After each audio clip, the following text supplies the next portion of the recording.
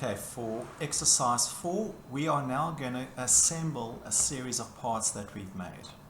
Okay, so if we go to the example, so all we need to do now, this is where the power of creating good families, detailed families, starts to pay dividends.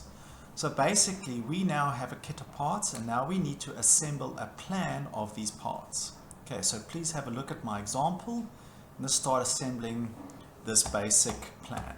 So in essence, we're cutting through, this plan will cut through, so hence we'll have thinner and thicker line work. Okay, so we'll just need to be aware of that.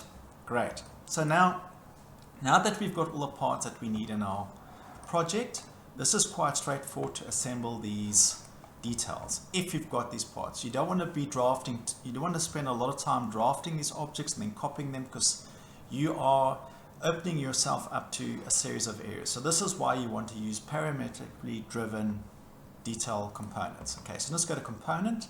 So the first one I need will be a timber section. Okay, so just scroll down, find timber section, select your timber section, place it in the view. So this timber section needs to be a 38 by 38, which it is. So I'm going to move this. So move it to the correct location, and I'm going to use this intersection. Okay, so I've given you a point to start. The next thing you'll need to do is copy this up. So this is pretty straightforward. This is what is quite powerful about using Revit and ArchiCAD, for example. You can use a bit of maths. Equals to 38 times by 2, because it's 2 of them. Straightforward. Likewise, if we go in the opposite direction, copy this again.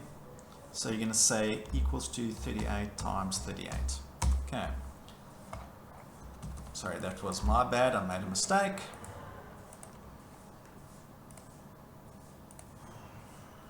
Equals to 38 times by 2. Okay, great. So we've got the beginnings of our plan. The next thing we need to do is go to the annotation tab again, component. Now we need to find our correct timber beam.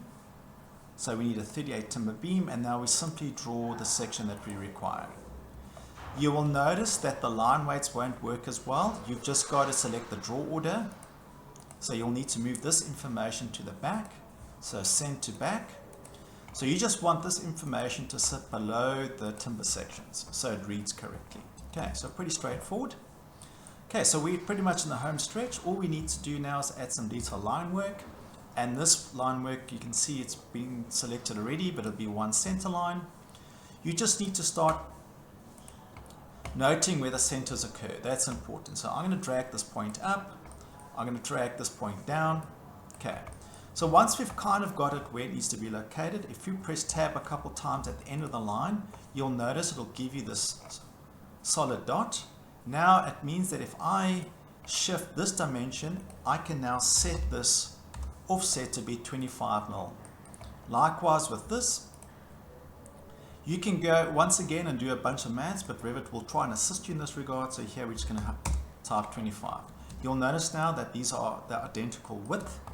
You've got some options. You can simply copy this line work, or you can use the mirror command. Totally up to you. Okay, so you can use mirror, or you can just simply copy this object across. Okay. The last thing you need to do for this exercise will be to add a diagonal dimension. Okay, so please go and dimension the correct location, but for example, from that corner. Okay, you'll notice that you'll need a point. If you don't get a point, just remember, use your line weight tool so you can identify which point you want to use. So you keep tabbing until that dot appears. Okay, so there are other ways to do this, but I've noticed the quickest way using the line dimension. Okay, it just eliminates mistakes as well. So please dimension it and answer the correct, as per the example, please just answer the correct value. Okay.